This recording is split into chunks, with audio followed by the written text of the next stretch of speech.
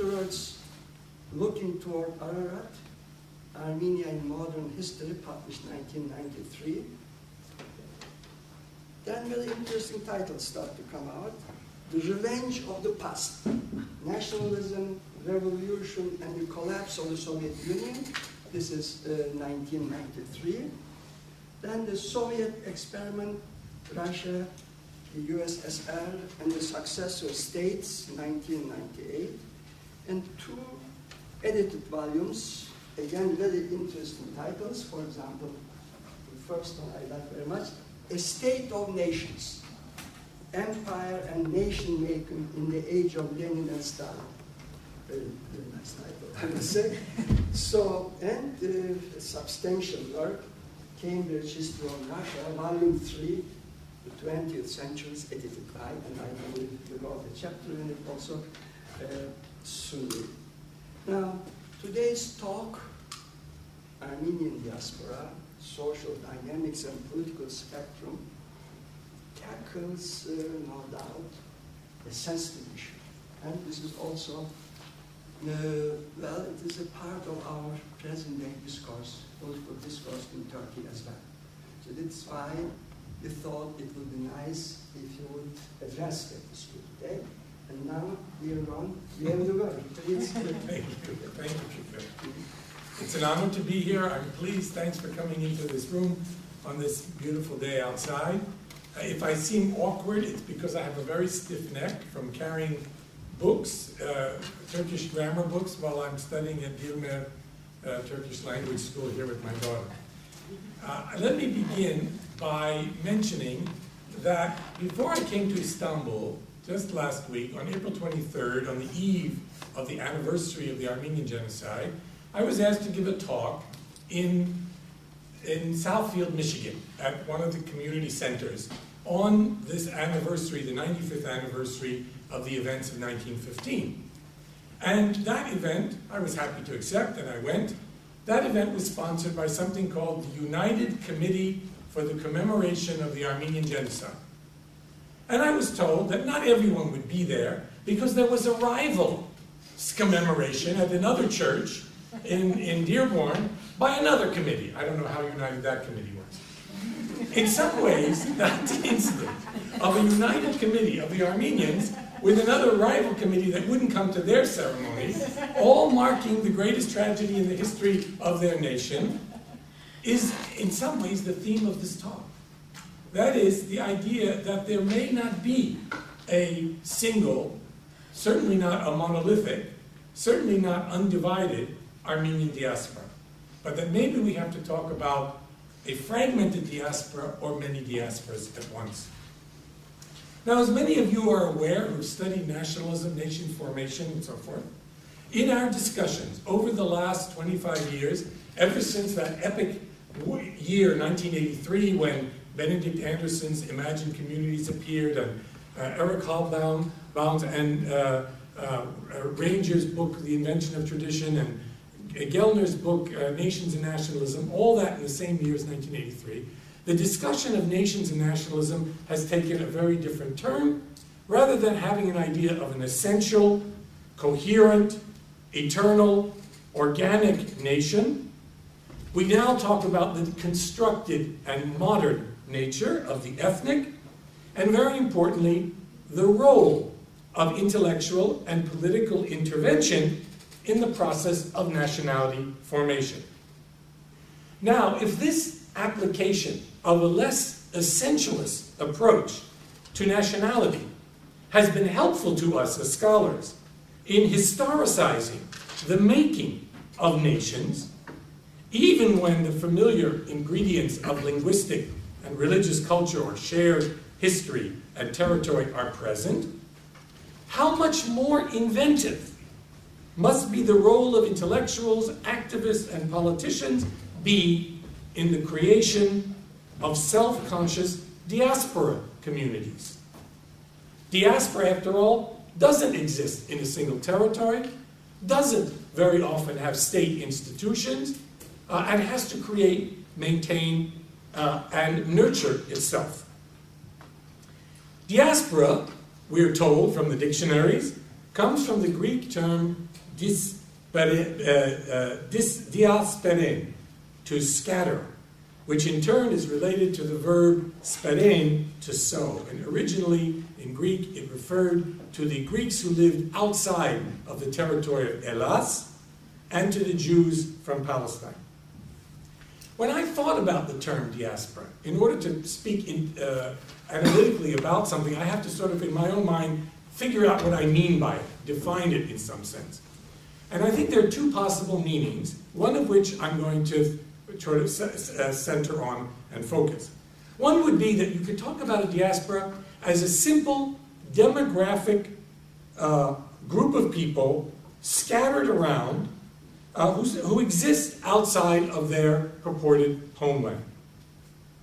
But I would rather narrow that definition and apply it instead to a self-conscious community, a community that in some way maintains a relationship, whether real or imagined, with their homeland.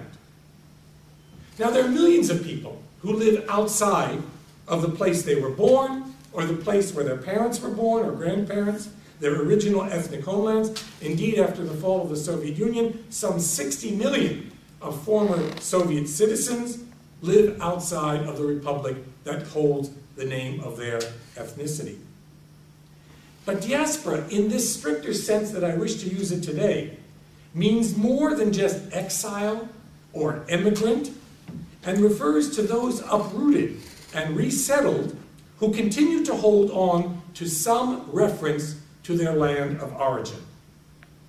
So in my mind, it's the maintenance or absence of a relation to the homeland that's key to understanding of diasporas and the process of forming cohesive and conscious diaspora communities.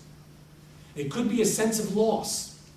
It could be a nostalgia, a desire to return, or, in the case of many Armenians from Anatolia, it could be a realization and acceptance of the impossibility of returning. All of these things could contribute to the construction of a diaspora community. You saw the code, right? So I can take it off. Now, diasporas are formed by a number of processes: conquest of the homeland, forced migration, and they've existed long before the existence of nation states. But once we have modern nation states as the central form of political existence in the world, then you define many nation states as ethno-national states, the problem of diaspora grows even more acute. With the most ancient diasporas, Greeks, Jews, and Armenians, the problematic relation with nation states has led to a pull in two directions: return and merger with the homeland on the one hand, or self-definition and distance on the other. What's very interesting in the history of diasporas, and you know that very well, is how diasporas have influenced the formation of nation states. The first Greek nationalists organized outside of Greece, in Odessa of all places. And Armenians as well were far more active in creating the original nationalism in places like Madras, India, or in Persia, or in Venice, or in other parts of Europe, rather than in Anatolia. The dramatic military and political formation of nation states in Europe in the 19th century often originated with these exile intellectuals and diasporic political movements.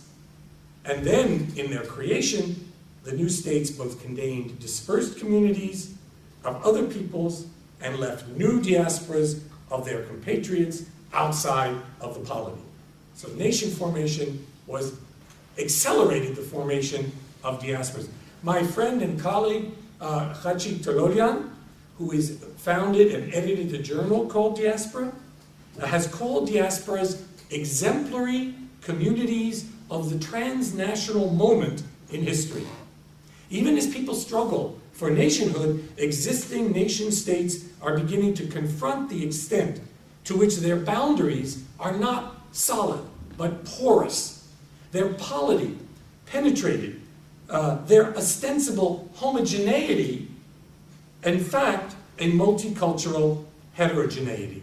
Think about your own country today. It's extraordinary that this is nowhere more true than it is in Turkey, where there appears to be, at least to my looking, a growing sense of the multiple roots of the Turkish people and a new interest in the multicultural Ottoman past. Now, the Armenian diaspora goes way back, and I won't trace its whole history. Indeed, you could say it's a diaspora nation almost from the beginning.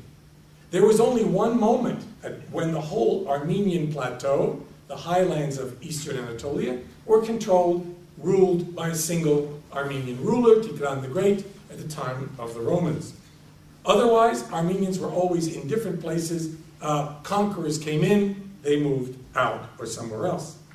After the Seljuk invasions of the 11th century, Armenians in significant numbers moved north into the Georgian kingdoms and south to form what you can call a diaspora principality, later a kingdom of Cilician Armenia. From roughly 1080 to 1375, Armenians and their successors ruled this Armenian kingdom in the area which you know as, I think, Galicia in Turkish. The success of this migration and the longevity over several hundred years of this kingdom of Lesser Armenia transformed an exile realm into part of the Armenian imaginary that this is part of their core homeland territory, even though originally it was not. And then, from the disappearance of Armenian polities in the late Middle Ages, 1375, when the Mamluks conquered that kingdom, Armenians living outside the Armenian plateau benefited from greater mobility and relative security and prosperity, not in Anatolia, which was constantly crossed by invaders and conquerors and declined economically, but in Safavid Iran, Muscovite and Petrine Russia, Europe, India, Southeast Asia, and eventually Europe and America.